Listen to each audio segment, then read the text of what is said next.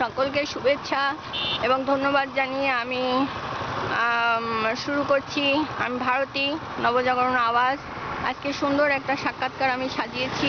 এই সাক্ষাৎকারে আমি শিক্ষার্থীদের কাছে কিছু প্রশ্ন রাখতে চাই। আমার তথ্যভিত্তিক আওয়াজ আজ যে কেন এবং কাদের রক্তে এই শৃঙ্খলমুক্ত বাংলাদেশ। আজকে আমার সঙ্গে থাকছেন আমার দর্শক, শ্রোতা, পাঠক এবং বন্ধুবার সকলকে আমি আমার আমন্ত্রণ জানাচ্ছি আমার এই সুন্দর সাক্ষাৎকারে আমার পাশে থাকার জন্য। আমি শিক্ষার্থীদের কাছে কয়েকটি প্রশ্ন রাখতে চাই। এই প্রেক্ষাপটে, আমার এই তথ্যভিত্তিক আওয়াজের প্রেক্ষাপটে আমি কয়েকটি প্রশ্ন আমি সবার সামনেই রাখতে চাই। তো আমি সামনাসামনি সাক্ষাৎকার নিতে পারছি না, তো আমি এই সুন্দর স্পটটি সাজিয়েছি একটা নদীর পাড়ে, যাতে আমার আলোচনাগুলো সবার সামনে সুন্দর হয়। এই যে নদী, এই নদী যখন উত্তাল হয় তখন সে ধ্বংস করে, কিন্তু এই নদীর উপকারিতা রয়েছে। এই নদী সে এক তীর ভাঙে এবং এক তীর গড়ে। তো যাই হোক, আমি শুরু করছি। আমার প্রথম প্রশ্ন,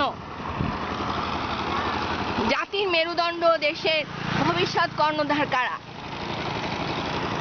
দ্বিতীয় প্রশ্ন, মেরুদণ্ড যদি ভেঙেই যায় তো পরাশক্তির মোকাবেলা করবে কারা? আমার তৃতীয় প্রশ্ন, দেশের সম্পদ নষ্ট করে নিজেদের কেন অসম্মান করা হচ্ছে? চতুর্থ, কোটা আন্দোলন কেন নাশকতাময় আন্দোলনে পরিণত হলো?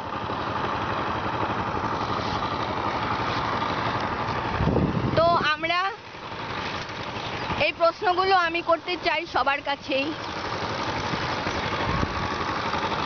যে শিক্ষার জাতির মেরুদণ্ড, সেই মেরুদণ্ড ভেঙে দিয়ে নিজেদের সম্মান তথা দেশের সম্মান ক্ষুণ্ণ করে দুর্বল হয়ে অন্যের কাছে মাথা বিক্রি করে কি লাভ? আমরা অভিভাবকরা কি দাঙ্গা চাই, না সবার কাছে কিছু আশা করি? আইনের হাতকে শক্ত না করে কেন সেটা ভেঙে দেওয়া হচ্ছে? সুজলা সুফলা একটি ছোট দেশ এই বাংলাদেশ, কোথায় সকলে এটা সুন্দর করে সাজাবো, নয় এই সুন্দর সৃষ্টির অপমান করে চলেছি। আমি বলি, তোমরা বা আমরা সকলে মনে হয় বোকা, শক্তির অপব্যবহার করে অন্যের প্ররোচনায় নিজেদের উন্নত শীত নত করে আমরা কেমন মেধাবী হতে পারি? শেষে আমি সবাইকে অনুরোধ করি যে শান্ত যেন সকলে হই এবং শান্তি আমাদের কাম্য। আমরা সংযমী হই এবং আইনের হাতকে শক্ত করি। যে আইন আমাদের দেশে রয়েছে, আর আইনের ধারক বাহক যারা, তারা আমাদের সর্বতোভাবে সাহায্য সহযোগিতা দেবেন, এটা আমরা আশা করি। কারণ আমাদের সংযমী না হয়ে যদি আমরা অশান্ত হয়ে উঠি, তাহলে এই শৃঙ্খলমুক্ত বাংলাদেশ কি সুজলা সুফলা সুন্দর স্বাধীন বাংলাদেশ থাকবে? নিজেদের মধ্যে আমরা কেন এরকম হয়ে উঠছি? সঠিক চিন্তা ভাবনায় আমরা আসি। তো আমি এই সাক্ষাৎকার এখন শেষ পর্যায়ে আমি শেষ করছি। সবাইকে আমন্ত্রণ জানাচ্ছি যে শান্তির জন্য